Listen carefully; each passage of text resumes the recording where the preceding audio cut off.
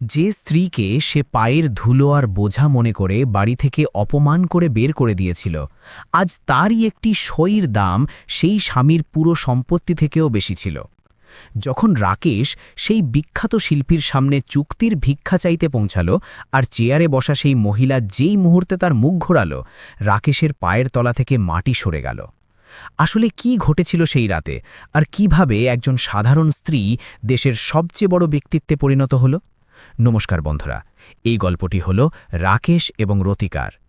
রাকেশ যে তার উচ্চাকাঙ্ক্ষা ও উঁচু স্বপ্নের ডানা মেলে উড়তে চাইত, আর রতিকা ছিল সরলতার প্রতিমূর্তি।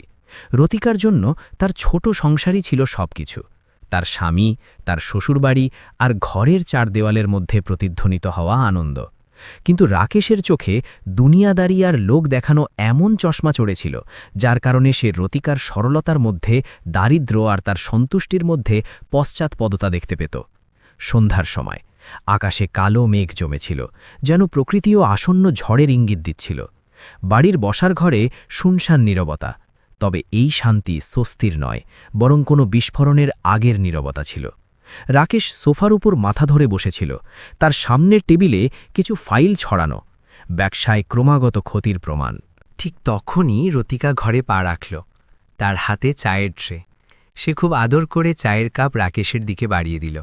রাকেশ, চা পান করুন, হয়তো একটু হালকা অনুভব করবেন। রতিকার কণ্ঠে এক অদ্ভুত নম্রতা ছিল, যা যে কোনো পাথরকে গলাতে পারত। কিন্তু রাকেশের মন তখন পাথর থেকেও শক্ত হয়ে গিয়েছিল। রাকেশ ঝাটকা দিয়ে কাপটি সরিয়ে দিল, কিছুটা চা টেবিলের ওপর পড়ে গেল। এই চা কি আমার ব্যবসার ক্ষতি পূরণ করে দেবে? রতিকা, তোমার এই মিষ্টি গোঠাগুলো কি আমার মাথার ওপর চড়ে থাকা ধার নামিয়ে দেবে? রাকেশের কণ্ঠে হতাশা আর রাগ দুটোই মিশেছিল। রতিকা কেঁপে উঠল।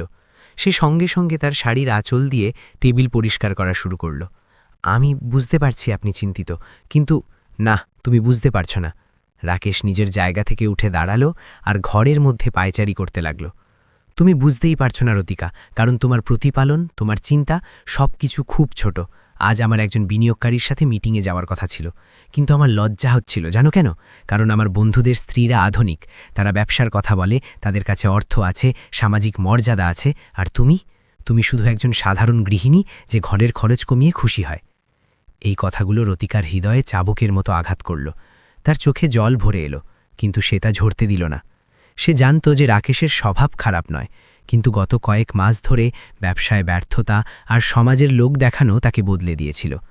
রাকেশের মা অর্থাৎ রতিকার শাশুড়ি, যিনি এতক্ষণ অন্য ঘরের সব শুনছিলেন, বাইরে বেরিয়ে এলেন। তিনি তার ছেলেকে বোঝানোর বদলে আগুনে ঘি ঢালার কাজ করলেন। আমি তো আগেই বলতাম রাকেশ, যদি তুই বর্মাজির মেয়েকে বিয়ে করতিস, তবে আজ তোর শ্বশুর তোর ব্যবসায় কোটি টাকা লগ্নি করত। কিন্তু তোর তো সরলতা চাইছিল, দেখে নিলি সরলতা, আজ আমরা পয়সা করি ফুরিয়ে যাওয়ার পথে। রতিকা তার শাশুড়ির দিকে তাকাল, সেই শাশুড়ি যার সেবায় সে কখনো কোনো ত্রুটি রাখেনি, আজ অর্থের অভাব সম্পর্কের গুরুত্বকে এতটাই নিচে নামিয়ে দিয়েছিল। রতিকা এক মুহূর্তের জন্য ভেতরে গেল আর তার আলমারি থেকে একটি ছোট মখমলের বাক্স নিয়ে এলো। সে কাঁপতে কাঁপতে সেই বাক্সটি রাকেশের সামনে রেখে দিল। তাতে ছিল তার বিয়ের কিছু গয়না, তার মায়ের শেষ স্মৃতিচিহ্ন। রাকেশ, রতিকা অত্যন্ত সংযত স্বরে বলল, আমার কাছে কোটি কোটি টাকা নেই, আর আমার বাবাও কোনো বড় ব্যবসায়ী নন, কিন্তু এই এগুলো বিক্রি করে হয়তো কিছু সাহায্য হবে, আমরা একসাথে নতুন করে শুরু করতে পারি। রাকেশ সেই গয়নাগুলো দেখল। এক মুহূর্তের জন্য মনে হলো তার মন গলে যাবে, কিন্তু অহংকার খুব খারাপ জিনিস।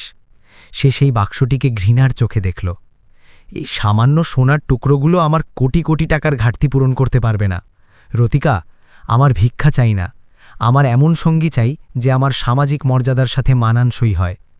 রাকেশ রতিকার কাছাকাছি এলো আর তার চোখের দিকে তাকিয়ে সেই কথাটা বলল, যা যে কোনো সম্পর্কের ভিত ভেঙে দেয়। আমার মনে হয় আমাদের এই বিয়েটা একটা ভুল ছিল, একটা খুব বড় ভুল। তুমি আমার জন্য একটা বোঝা হয়ে গেছো, এমন একটা পাথর যা আমার পায়ে বাধা আছে আর আমাকে উপরে উঠতে বাধা দিচ্ছে। আমি আর এই দমবন্ধ অবস্থায় থাকতে পারছি না, আমার ডিভোর্স চাই। ঘরে নীরবতা ছেয়ে গেল, বাইরে মেঘের গর্জন হল আর প্রবল বৃষ্টি শুরু হয়ে গেল। রতিকা বাকরুদ্ধ হয়ে গেল। তার মনে হলো যেন তার পায়ের তলা থেকে মাটি সরে গেল। যেই স্বামীকে সে দেবতা মনে করেছিল, যার জন্য সে তার শিল্প, তার স্বপ্ন সব কিছু ত্যাগ করেছিল। সে আজ তাকে বোঝা বলছে, শুধুমাত্র এই কারণে যে তার কাছে টাকা নেই। আপনি আপনি কি বলছেন?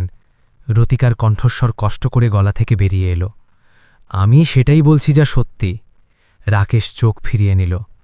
আমি একটা নতুন শুরু করতে চাই, এমন একটা শুরু যেখানে টাকা থাকবে, ক্ষমতা থাকবে, আর সেটা তোমার সাথে সম্ভব নয়। আমি চাই তুমি তোমার বাবার বাড়িতে চলে যাও। রাকেশ রতিকার মুখ পড়ার চেষ্টা করল। সেখানে সে কোনো অনুশোচনা দেখল না, শুধু একটা শীতল জেদ ছিল। সেই মুহূর্তে রতিকার ভেতরের আত্মসম্মান জেগে উঠল। সে রাকেশের পায়ে পড়ে কান্নাকাটি করার চিন্তা ত্যাগ করল। সে অশ্রু মুছে মাথা উঁচু করল। ঠিক আছে রাকেশ। রতিকার কণ্ঠে এখন কম্পন নয়, বরং এক অদ্ভুত দৃঢ়তা ছিল। যদি আপনার মনে হয় আমার সরলতা আর আমার সঙ্গ আপনার উন্নতিতে বাধা, তবে আমি সরে যাচ্ছি। কিন্তু মনে রাখবেন, মানুষের মূল্য তার ব্যাংক ব্যালেন্স দিয়ে নয়, বরং সময় মতো পাশে দাঁড়ানো দিয়ে হয়। আজ আপনি যাকে কাঁচের টুকরো মনে করে ফেলে দিচ্ছেন, কাল সেই কাঁচ আপনাকে আয়নাও দেখাতে পারে। রাকেশ হাসল, এক ব্যঙ্গাত্মক হাসি। দর্শন দিয়ে পেট ভরে না রতিকা, যাও আর তোমার এই কথাগুলো নিজের কাছে রাখো। রতিকা তার ঘরে গেল। সে শুধু নিজের জামাকাপড় আর তার কিছু পেন্টিংয়ের তুলি আর রং নিল, সেই দক্ষতা যা বিয়ের পর সে সিন্ধুকে বন্ধ করে রেখেছিল। সে একবারও পিছনে ফিরে তাকাল না, না রাকেশের দিকে, না সেই ঘরের দিকে যা তাকে পর করে দিয়েছিল। যখন রতিকা তার স্যুটকেস নিয়ে দরজার দিকে এগিয়ে গেল, রাকেশের মা একবারও তাকে থামানোর চেষ্টা করেননি। তার মনে হচ্ছিল যে রতিকা চলে গেলেই তাদের ছেলের ভাগ্য খুলে যাবে, কোনো ধনী মেয়ে আসবে আর তাদের ঘর আবার ভরে যাবে। দরজায় রতিকার বাবা, যিনি হয়তো কোনো কাজে সেখানে আসছিলেন, নিজের মেয়েকে স্যুটকেস সহ দেখে থমকে গেলেন। রতিকা বাবাকে কিছু বলল না, শুধু বলল, বাবা চলুন, এখানে এখন আমার কেউ নেই। বাবা জামাইয়ের দিকে তাকালেন, তারপর মেয়ের ফোলা চোখের দিকে, আর একটিও কথা না বলে মেয়ের হাত ধরলেন। একজন বাবার জন্য তার মেয়ের সম্মান পৃথিবীর সব ঐশ্বর্য থেকে বড় ছিল। রতিকা বৃষ্টিতে ভিজতে ভিজতে গাড়িতে বসল। গাড়ির কাঁচ ধোঁয়াশাচ্ছন্ন ছিল, ঠিক যেমন তার ভবিষ্যৎ। রাকেশ জানালা দিয়ে তাকে চলে যেতে দেখছিল। তার মনে এক অদ্ভুত কষ্ট হল, কিন্তু সে সেটা তার অহংকারের নিচে চাপা দিল। সে নিজেকে বলল, যা হলো ঠিক হলো, এবার আমি উড়তে পারি।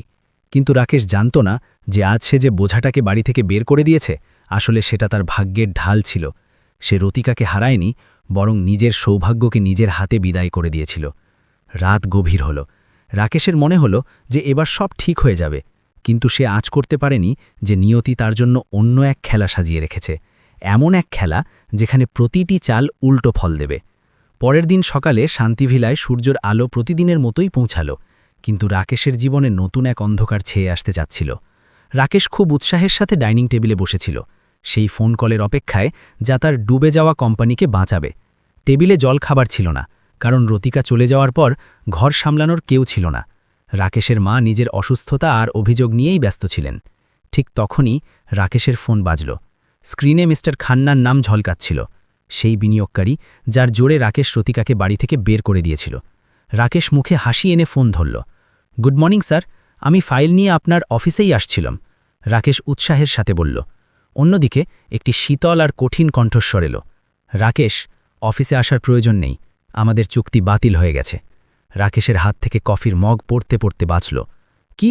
কিন্তু স্যার, সবকিছু তো ঠিক ছিল, হঠাৎ এমন কেন? খান্নার কণ্ঠে এক অদ্ভুত গাম্ভীর্য ছিল। আমরা সেই সব মানুষের সাথে ব্যবসা করি না যাদের নিজের বাড়ির নীতি নৈতিকতা ঠিক নেই।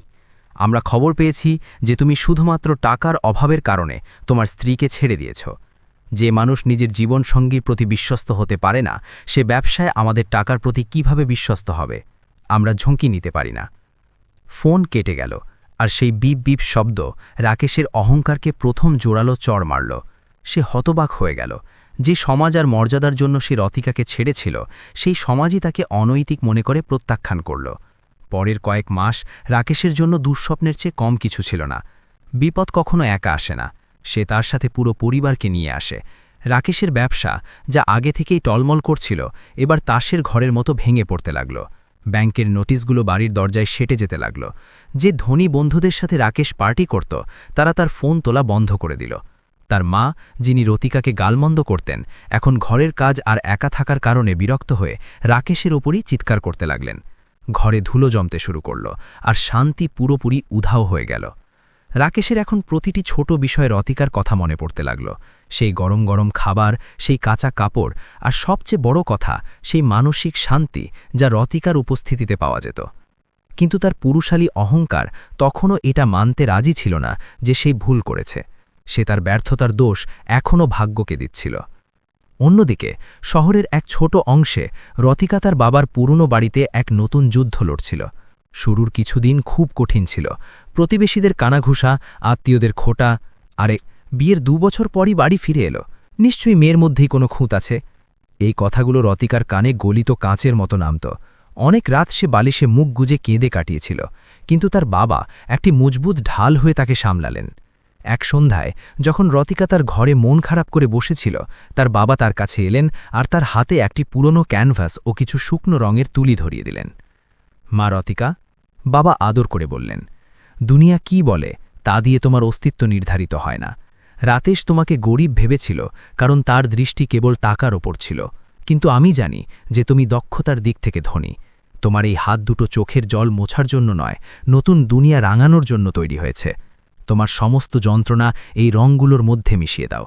বাবার সেই কথাগুলো রতিকার ভেতরে ঘুমিয়ে থাকা শিল্পীকে জাগিয়ে তুলল। সে কান্না থামালো আর তুলি তুলে নিল।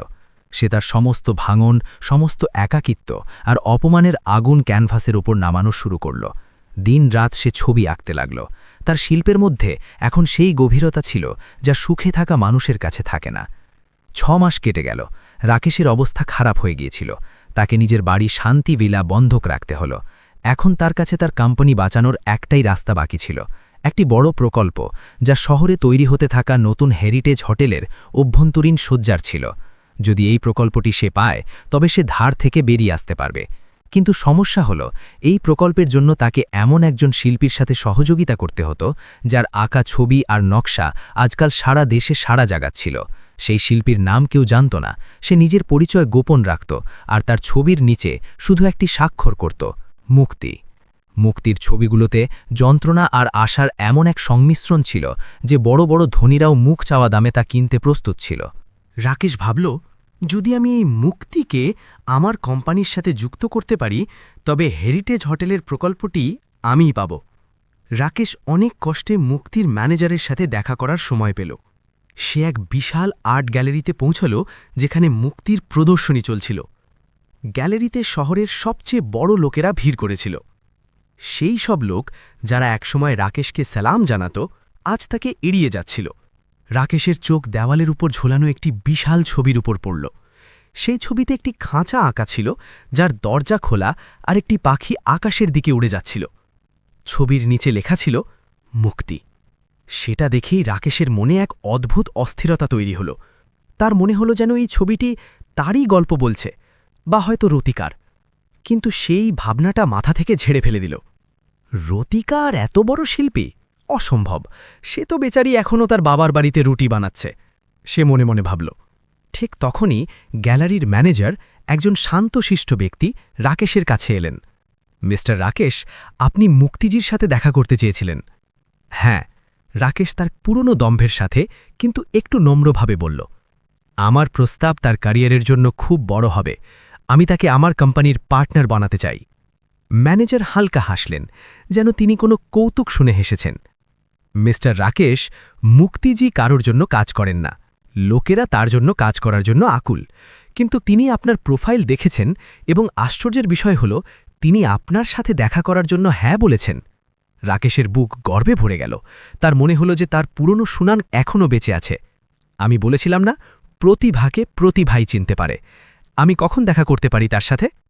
আজ সন্ধে 7টায়, হোটেল গ্র্যান্ডের সুইটে, ম্যানেজার বললেন। রাকেশ খুশি ছিল। তার মনে হলো যে তার খারাপ দিন শেষ হতে চলেছে। সে বাড়ি গেল, তার সবচেয়ে দামি স্যুট বের করল, যা হয়তো শেষ পর্যন্ত অবশিষ্ট ছিল, আর তৈরি হতে লাগল। সে আয়নায় নিজেকে দেখল আর বলল, দেখে নিস দুনিয়াবাসী, রাকেশ কখনো হার মানে না। আজ আমি এই মুক্তিকে আমার শর্তে আমার সাথে কাজ করার জন্য রাজি করাব। সন্ধে 7টা বাজল। হোটেলের ঘরটি খুব দারুণ ছিল। রাকেশ সোফায় বসে অপেক্ষা করছিল। তার হাত ঘামে ভিজে যাচ্ছিল। ঠিক তখনই ঘরের দরজা খুলল। একজন মহিলা ভেতরে প্রবেশ করলেন। তিনি একটি অত্যন্ত সুন্দর কিন্তু মার্জিত রেশমি শাড়ি পরেছিলেন। তার হাঁটার মধ্যে এক আত্মবিশ্বাস ছিল। চেহারায় এক তেজ আর চোখে এমন এক শান্তি যা ঝড়ের মধ্যে দিয়ে যাওয়ার পরে আসে। রাকেশ তার চেয়ার থেকে উঠে দাঁড়ালো, নিজের হাত এগিয়ে দেওয়ার জন্য। হ্যালো, আমি রাকেশ। কিন্তু যেই মুহূর্তে সেই মহিলার মুখ আলোতে এলো, রাকেশের কথাগুলো তার গলাতেই আটকে গেল। তার হাত হাওয়াতেই জমে গেল, তার পায়ের তলা থেকে মাটি সরে গেল, তার চোখ ছানা বড়া হয়ে গেল। সামনে আর কেউ নয়, বরং রতিকা দাঁড়িয়েছিল। কিন্তু এটা সেই রতিকা ছিল না যে মাথা নিচু করে চায়ের ট্রে নিয়ে আসত। এটা সেই রতিকা ছিল না যে পুরনো শাড়িতে দিন কাটাত। এ ছিল মুক্তি, দেশের সবচেয়ে আলোচিত শিল্পী, যার একটি সইয়ের দাম এখন রাকেশের পুরো সম্পত্তি থেকেও বেশি ছিল। রথিকা রাকেশের দিকে তাকালো।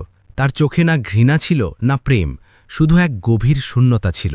সে শান্তভাবে সোফার দিকে ইশারা করল। বসুন মিস্টার রাকেশ, আমি শুনেছি আপনার টাকার খুব দরকার। রাকেশের মনে হলো যেন কেউ তার গালে হাত না লাগিয়ে চড় মেরেছে। সে রতিকার সামনে দাঁড়িয়েছিল, সেই স্ত্রী যাকে সে গরিব ভেবে ছেড়েছিল, আজ সেই তারই সামনে একজন যাচকের মতো দাঁড়িয়েছিল। হোটেলের সেই বিলাসবহুল ঘরে এসির ঠান্ডা থাকা সত্ত্বেও রাকেশের কপালে ঘামের ফোঁটা চিকচিক করছিল। তার সামনে বসা রতিকার চেহারায় এক স্থিরতা ছিল, যেমন গভীর সমুদ্র শান্ত কিন্তু অসীম শক্তি ধারণ করে আছে। রাকেশের জন্য এটা বিশ্বাস করা কঠিন হচ্ছিল যে এই সেই মহিলা যে একসময় তার একটি ডাকে নিজের সুখ বলি দিয়েছিল। আজ রাকেশের নিজের চোখে নিজের মর্যাদা খুব ছোট লাগছিল। রাকেশ শুকনো গলা দিয়ে কথা বলার চেষ্টা করল। রতিকা, তুমিই মুক্তি? আমি বিশ্বাস করতে পারছি না। রতিকা টেবিলের ওপর রাখা জলের গ্লাসের দিকে ইশারা করল। আমারও বিশ্বাস ছিল না রাকেশ যে একদিন আপনি আমার সামনে একটি ব্যবসার চুক্তির জন্য দাঁড়াবেন। বসুন, জল পান করুন। তার কণ্ঠে কোনো তিক্ততা ছিল না, কেবল এক অচেনা ভাব ছিল যা যে কোনো গালির চেয়ে বেশি বেদনাদায়ক ছিল। রাকেশ চেয়ারের ওপর ধসে পড়ল। সে এক ঢক জল পান করল, কিন্তু সেটা গলা দিয়ে নামল না। রতিকা, দেখো যা হয়েছে, আমি তার জন্য। রাকেশ ক্ষমা চাওয়ার চেষ্টা করল, কিন্তু কথাগুলো তার মুখেই আটকে গেল। রতিকা তাকে মাঝপথে থামিয়ে দিল। মিস্টার রাকেশ, আমরা এখানে আবেগপ্রবণ হওয়ার জন্য বসিনি, ব্যবসার কথা বলার জন্য বসেছি। আপনি বলেছিলেন যে আপনার হেরিটেজ হোটেলের প্রকল্পটি চাই, আর তার জন্য আমার নাম জরুরি। আমি জানি যে আপনার কোম্পানি দেউলিয়া হওয়ার পথে, আর আপনার বাড়ি বন্ধক রাখা আছে। রাকেশের মাথা লজ্জায় ঝুঁকে গেল। রতিকার কাছে তার ধ্বংসের প্রতিটি খবর ছিল। আমি আপনার সাথে চুক্তি সই করতে প্রস্তুত। রতিকা সেই ফাইলটি রাকেশের দিকে ছেলে দিল। রাকেশের চোখে চমক এলো, তার মনে হলো যে সে বেঁচে গেল। কিন্তু ঠিক তখনই রতিকা তার হাত ফাইলটির উপর রাখল। কিন্তু আমার একটি শর্ত আছে। রতিকার চোখে এক দৃঢ়তা ছিল। কেমন শর্ত? আমি লাভের 50% নয় 60% দিতে প্রস্তুত, রাকেশ তাড়াতাড়ি বলল। রতিকা হালকা হাসল, এক ফ্যাকাশে হাসি। আপনার সমস্যা এটাই রাকেশ, আপনি সব কিছুকে টাকা দিয়ে মাপেন। আমার শর্ত টাকা নয়, আমার শর্ত হল এই প্রকল্পের উদ্বোধনের আগে আপনাকে একটি চ্যারিটি প্রদর্শনী আয়োজন করতে হবে, আর সেই প্রদর্শনীর বিষয় হবে গৃহিণী, ঘরের ভিত্তি। রাকেশ অবাক হল। মানে এটা? রতিকা তার কথা চালিয়ে গেল যে সেই প্রদর্শনীতে শহরের সেই সব মহিলাদের শিল্প ও দক্ষতা দেখানো হবে যারা ঘরের চার দেয়ালের মধ্যে থেকে নিজেদের জীবন পরিবারকে উৎসর্গ করে দেয়। আর বদলে তারা কি পায়? তুমি করোটা কি? এর মতো খোটা। আপনাকে আগামী 1 মাস ধরে সেই সব মহিলাদের বাড়িতে যেতে হবে, তাদের গল্প শুনতে হবে, তাদের দক্ষতা সংগ্রহ করতে হবে, আর নিজের হাতে সেই প্রদর্শনীর সজ্জা করতে হবে।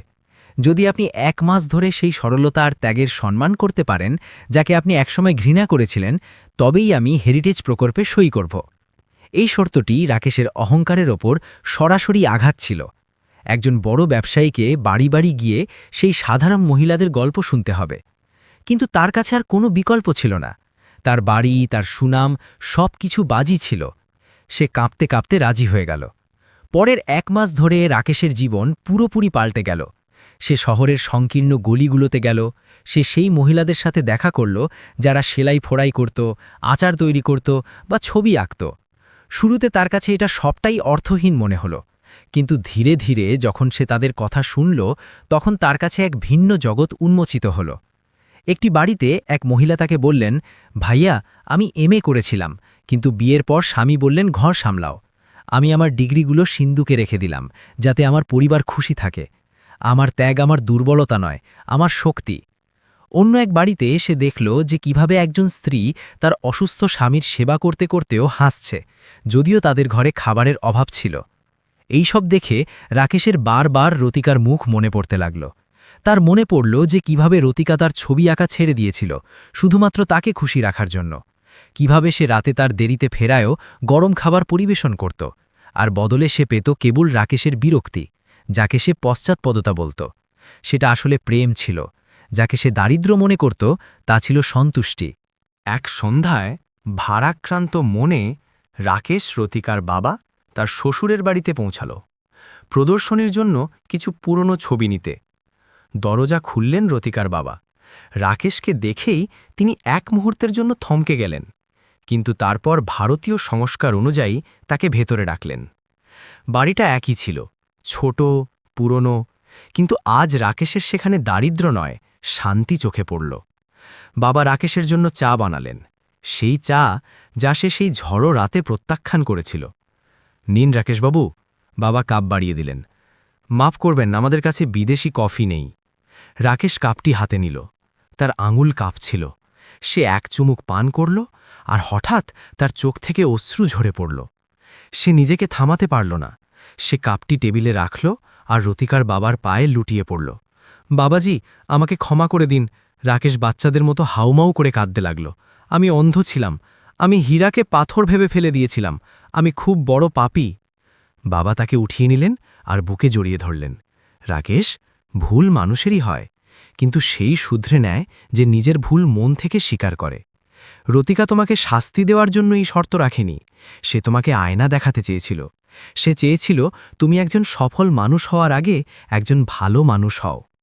রাকেশ সেই রাতে যখন বাড়ি ফিরল তখন সে বদলে গিয়েছিল। তার অহংকার সেই চায়ের পেয়ালায় গলে গিয়েছিল। প্রদর্শনীর দিন এলো। শহরের সবচেয়ে বড় হলটি সাজানো হলো। থিম ছিল গৃহিণী। রাকেশ নিজে দাঁড়িয়ে অতিথিদের স্বাগত জানাল। সে মঞ্চে গিয়ে মাইক ধরল। হল কানায় কানায় ভর্তি ছিল। ধনী ব্যবসায়ীও ছিল, আর সেই সাধারণ মহিলারাও। রাকেশ বলতে শুরু করল, আমি সবসময় ভাবতাম যে সাফল্যের মানে ব্যাংক ব্যালেন্স। আমি আমার স্ত্রীকে ছেড়ে দিয়েছিলাম কারণ আমার মনে হয়েছিল যে সে আমার মর্যাদার যোগ্য নয়। কিন্তু আজ মুক্তিজির দয়ায় আমি জানতে পারলাম যে আসল ঐশ্বর্য ত্যাগের মধ্যে। একজন মহিলা যখন ঘর তৈরি করে তখন সে ইট পাথর জোড়ে না, সে নিজের স্বপ্নের ভিত্তির ওপর আমাদের ভবিষ্যতের প্রাসাদ গড়ে তোলে। পুরো হল করতালি আর উচ্ছ্বাসে মুখরিত হয়ে উঠল। পেছনে দাঁড়ানোর অতিকার চোখেও জল ছিল। সে দেখল যে রাকেশের চোখে এখন আর সেই পুরনো দম্ভ নয়, বরং এক নতুন দীপ্তি, অনুশোচনা আর সম্মানের দীপ্তি। রতিকা মঞ্চে এলো। সে মাইক নিল আর সবার সামনে ঘোষণা করল, আমি মিস্টার রাকেশের সাথে হেরিটেজ হোটেলের প্রকল্পটি সই করছি। রাকেশের মনে হলো যেন সে নতুন জীবন পেল। চুক্তি পাকা হয়ে গিয়েছিল, তার বাড়ি নিলাম হাওয়া থেকে বেঁচে গিয়েছিল, সবকিছু ঠিক হচ্ছিল। কিন্তু নিয়তি হয়তো রাকেশের পরীক্ষা এখনও পুরোপুরি শেষ করতে চায়নি। অনুষ্ঠান শেষ হওয়ার পর রাকেশ খুশি মনে তার গাড়ির দিকে যাচ্ছিল যে তখনই তার ফোন বাজল। ফোন ছিল বাড়ির পরিচারিকার। ভাইয়া, তাড়াতাড়ি বাড়ি আসুন। পরিচারিকার কণ্ঠে আতঙ্ক ছিল। মা মা পড়ে গেছেন, তিনি উঠছেন না, তার মুখ দিয়ে ফেনা বেরোচ্ছে। রাকেশের হাত থেকে ফোন পড়ে গেল। সমস্ত আনন্দ, সমস্ত চুক্তি, সমস্ত টাকা এক মুহূর্তে অর্থহীন হয়ে গেল। তার মা, সেই মা যিনি রতিকাকে বাড়ি থেকে বের করে দিতে তাকে সমর্থন করেছিলেন, আজ জীবন আর মৃত্যুর মাঝখানে দুলছিলেন। রাকেশ গাড়ি দ্রুত ছুটাল। হাসপাতালে পৌঁছাতে পৌঁছাতে সে অনুভব করল যে তার কাছে টাকা তো এসেছে চুক্তির কারণে, কিন্তু এই মুহূর্তে তার টাকার নয়, আপনজনের দরকার। তার সেই হাতের দরকার যা কোনো স্বার্থ ছাড়াই সেবা করতে পারে। হাসপাতালের আইসিইউ এর বাইরে রাকেশ একা দাঁড়িয়েছিল। ডাক্তার বাইরে এলেন আর গম্ভীর মুখে বললেন, মিস্টার রাকেশ, তার অবস্থা খুবই সংকটজনক। তার কেবল ওষুধের নয়, বরং ২৪ ঘণ্টা দেখাশোনা আর মানসিক সমর্থনের প্রয়োজন। বাড়িতে কি কেউ আছে যে তার যত্ন নিতে পারে? রাকেশের কাছে কোনো উত্তর ছিল না। সে একা ছিল। তার ধনী বন্ধুরা পার্টিতে ব্যস্ত ছিল, আর স্ত্রী যাকে সে বের করে দিয়েছিল। ঠিক তখনই করিডোরের অন্য কোণ থেকে পায়ের আওয়াজ শোনা গেল। রাকেশ চোখ তুলে তাকাল। হাসপাতালের সেই লম্বা আর শুনশান গ্যালারিতে রতিকা দাঁড়িয়েছিল। কিন্তু এবার সে মুক্তি হয়ে নয়, বরং এক সাধারণ শাড়িতে সেই পুরনো রতিকা হয়ে এসেছিল। রতিকা ধীরে ধীরে রাকেশের দিকে এগিয়ে গেল। রাকেশের দৃষ্টি নিচের দিকে ছিল। সে আশা করছিল যে রতিকা তাকে খোঁচা দেবে বা হয়তো জিজ্ঞেস করবে যে এখন উট পাহাড়ের নিচে এলো তো। কিন্তু রতিকা এমন কিছু করল না। সে রাকেশের কাঁধে খুব আলতো করে হাত রাখল। ঘাবড়াবেন না রাকেশ। রতিকার কণ্ঠস্বর শান্ত ছিল। মাজির কিচ্ছু হবে না। ডক্টর কি বললেন? রাকেশের চোখ থেকে অশ্রু ঝরে পড়ল। সে কিছু বলতে পারছিল না, শুধু মাথা নেড়ে রইল। রতিকা পরিস্থিতি সামলাল। সে সঙ্গে সঙ্গে ডাক্তারের সাথে কথা বলল, ওষুধের ব্যবস্থা করল, আর আইসিইউয়ের বাইরের বেঞ্চে রাকেশের পাশে বসল। পুরো রাত দুজনে চুপ করে রইল। কথার প্রয়োজনই ছিল না। রাকেশ মনে মনে ভাবছিল যে মহিলাকে সে গরিব আর অসহায় ভেবেছিল, আজ সেই তার সবচেয়ে বড় শক্তি হয়ে তার পাশে দাঁড়িয়ে আছে। তার ধনী বন্ধুরা যাদের সাথে সে পার্টি করত, তাদের কারও একটি ফোনও আসেনি। কিন্তু রতিকা, যার হৃদয় সে ভেঙেছিল, সে তার সব কিছু ছেড়ে এখানে এসেছিল। পরের দুদিন রতিকা হাসপাতালেই কাটাল। যখন রাকেশের মায়ের জ্ঞান ফিরল আর তাকে সাধারণ ওয়ার্ডে স্থানান্তরিত করা হলো, তখন তিনি তার ঝাপসা চোখ দিয়ে দেখলেন যে কেউ তার পা মালিশ করছে। নার্স? মা দুর্বল কণ্ঠে জিজ্ঞেস করলেন। নার্স নয় মাজি, আমি রতিকা। একটি পরিচিত কণ্ঠস্বর এলো। মায়ের হাত হাওয়াতেই থেমে গেল। তিনি তার চোখ জোরে বন্ধ করলেন আর তারপর খুললেন। সামনে রতিকা ছিল, সেই পুত্রবধূ যাকে তিনি কখনো সম্মান দেননি। রতিকা ঝুঁকে তার কপাল চুম্বন করল আর ওষুধের চামচ তার মুখের কাছে নিয়ে গেল। মায়ের চোখ থেকে অনর্গল অশ্রু ঝরতে লাগল।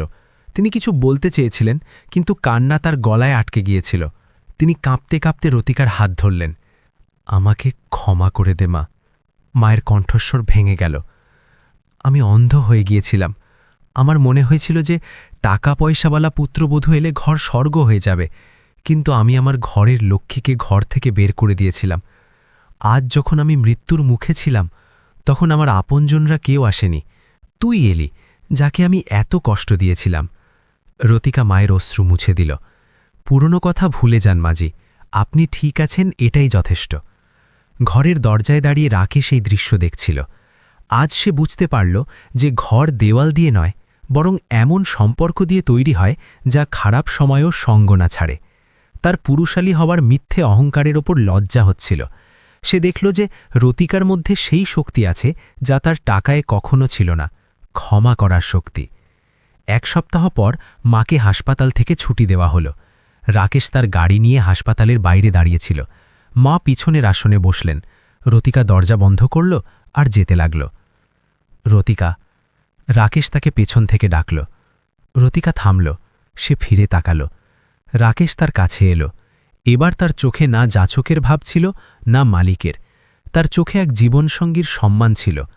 রতিকা, রাকেশ বলল, আমি জানি যে আমি যা করেছি তা ক্ষমার যোগ্য নয়, কিন্তু আমি একটা সুযোগ চাই। আমি তোমাকে শান্তিবিলায় ফিরিয়ে নিয়ে যেতে চাই, কিন্তু একজন পরিচারিকা বা শুধু একজন স্ত্রী হিসেবে নয়, বরং আমার জীবনের অর্ধাঙ্গিনী আর আমার ব্যবসার পার্টনার হিসেবে। তুমি কি আমাদের ঘরকে আবার ঘর করে তুলবে? রতিকা রাকেশের দিকে তাকালো। সে দেখল যে এটা সেই পুরনো রাকেশ নয়। সময়ের চাকা তাকে বদলে দিয়েছিল। রতিকা জানত যে তার বাবা তাকে শিখিয়েছিলেন যে আত্মসম্মান জরুরি, কিন্তু যদি কেউ নিজের ভুল আন্তরিকভাবে স্বীকার করে নেয়, তবে তাকে ক্ষমা করা তার থেকেও বড় ধর্ম। রতিকা হাসল, এমন এক হাসি যার মধ্যে ভোরের প্রথম কিরণের মতো সতেজতা ছিল। ঘর ইট দিয়ে নয়, বিশ্বাস দিয়ে তৈরি হয় রাকেশ। যদি ভিত্তির মধ্যে বিশ্বাস থাকে, তবে আমি আপনার সাথে আছি। রাকেশ এগিয়ে গিয়ে গাড়ির দরজা খুলল সম্মানের সাথে। রতিকা গাড়িতে বসল। মা রতিকার হাত নিজের হাতে তুলে নিলেন, আর সেটা ছাড়লেন না। গাড়ি শান্তিবিলার দিকে এগিয়ে চলল। যখন তারা বাড়িতে পৌঁছল, বাড়ি একই ছিল, কিন্তু পরিবেশ পাল্টে গিয়েছিল। রাকেশ ঘরের বাইরে লাগানো তার name plate, mister Rakesh businessman, উপড়ে ফেলল। পরের দিন সেখানে একটি নতুন নেম প্লেট লাগল, রাকেশ এবং রতিকা, শিল্পী। রাকেশের ব্যবসা যা হেরিটেজ প্রকল্পটি পেয়েছিল, রতিকার শিল্প আর রাকেশের কঠোর পরিশ্রমে দিন দিন উন্নতি করতে লাগল। কিন্তু এবার রাকেশ সাফল্যকে মাথায় চড়তে দিল না। সে তার উপার্জনের একটি বড় অংশ সেই মহিলাদের উন্নয়নের জন্য দান করা শুরু করল, যারা রতিকার মতো প্রতিভাবান ছিল, কিন্তু সুযোগের সন্ধানে ছিল।